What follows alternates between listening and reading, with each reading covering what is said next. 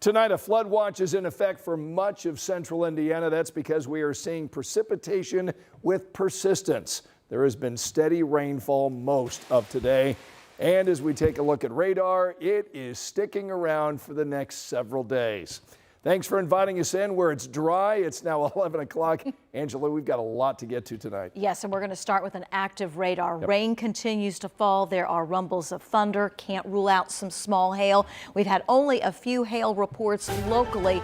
Really, the concern centers around too much rain in a short amount of time, leading to flooding. This is how radar looks at this hour. Pockets of heavy rain continue to fall across portions of central Indiana, and we've been dealing with heavy rain all evening long.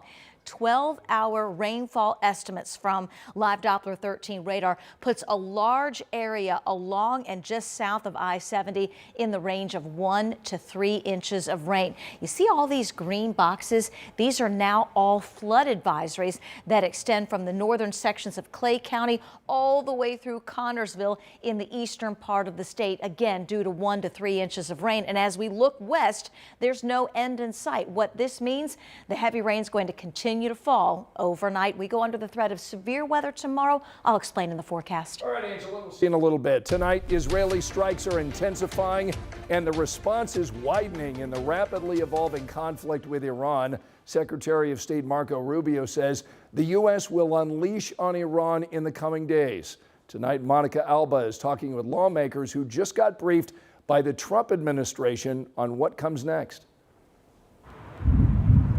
As the war in Iran expands and U.S. embassies come under attack, President Trump laying out his argument for attacking Iran and why the U.S. acted now. We were having negotiations with these lunatics, and it was my opinion that they were going to attack first. They were going to attack. If we didn't do it, they were going to attack first. I felt strongly about that. He claims the U.S. and Israeli strikes have knocked out Iran's weapon detection system. We're hitting them very hard, and the big scale hitting goes now. They no longer have air protection. Still, the president's comments today on the timing and reason for the attack contradict what Secretary of State Marco Rubio told congressional leadership yesterday. We knew that there was going to be an Israeli action. We knew that that would precipitate an attack against American forces. Administration officials briefed both the House and Senate today. They can't make up their mind why they took the action they did, and so you get a different story every hour. I think they laid out a very precise of what the threat looks like, and we're going to continue to be in the fight until they can no longer threaten the United States. Iran is hitting back with drone attacks on U.S. embassies, including Saudi Arabia. That embassy, along with others in the region, are now closed. The war impacting the world's energy sources, with Iran targeting the region's oil fields and shipping in the Strait of Hormuz shut down, pushing oil prices higher, in turn leading to rising costs at the gas pumps. The president admitting Americans will feel a pinch. So if we have a little high oil prices for a little while, but as soon as this ends, those prices are going to drop. The State Department is now working to get military and charter flights to bring Americans stuck in the Middle East back home. Officials had initially told U.S. citizens to leave the region commercially, but many airports closed and airlines canceled flights when the war began. President Trump said today there was no comprehensive evacuation plan because everything happened so quickly. Monica Alba, NBC News, the White House. This conflict is unfolding thousands of miles away, but Americans are feeling the impact tonight. Gas prices may be the first thing that you notice tomorrow. Container ships in that area have largely come to a halt. The uncertainty has already pushed crude oil prices up nearly 10%.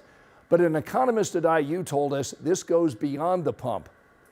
This has significant negative impact on our price and our fight against inflation. I think it will contribute to the sentiment of many people that things are less and less affordable.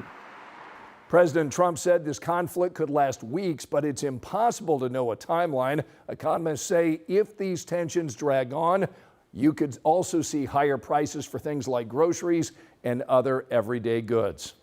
Tonight, the Pentagon is confirming the identities of 4 U.S. soldiers who've been killed in the conflict. Right now, you can learn more about their lives and service online. Plus, we'll be following any developments in this Middle East operation, all on WTHR.com. Well, for decades, the smartphone has been the window to the world. As the users of phones become younger and younger, the criminals trying to exploit children are getting smarter. Alex Almanza is at a meeting tonight where parents are using knowledge to get ahead of the tech curve.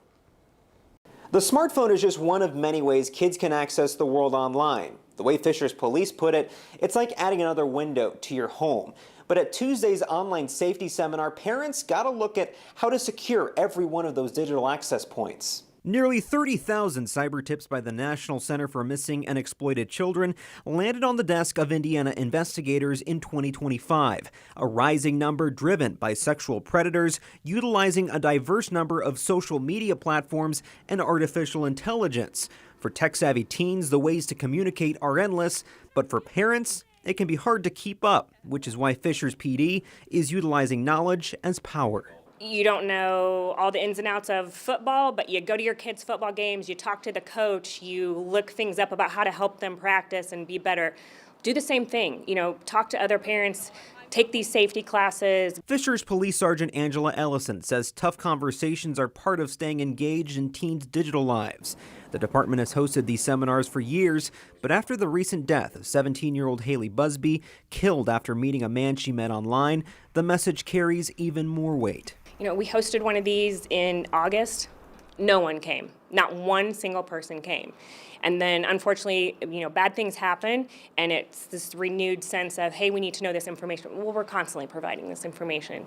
Now, these upcoming sessions are free and open to the public. Fishers PD even encourages members of the community to invite this presentation for their community event. We've got all the info on our website at WTHR.com. Alex Almanza, 13 News. Here's a look at the other stories making headlines tonight. A trial date is now set for the man who's accused of murder and arson. First responders discovered the body of 59-year-old Bonnie Arnold in an Indianapolis mobile home nearly a week ago. Police arrested 54-year-old Randall Buchanan. He just made his first court appearance. The judge set a trial date for April. Tonight we're hearing from Indiana Congressman Jim Baird, who is thanking supporters after the death of his wife. Denise Baird died from complications from a car crash in January. The couple was in Washington, D.C. at the time of the wreck. The congressman was also injured. Baird posted on social media, calling Denise his confidant who believed in his public service.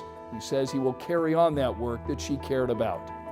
Tonight, Hamilton County leaders are clearing up confusion over an emergency alert last night. Crews working on underground utility lines hit a gas main that led to evacuations in the Arcadia area.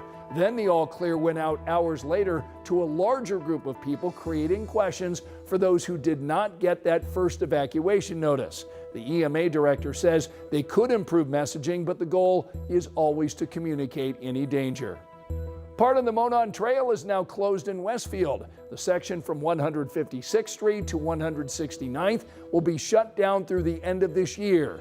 Crews will be completing work on the tunnel under 161st. People can watch for detour signs. Remember, you can find all of our latest local stories streaming anytime. Just scan this QR code on your screen.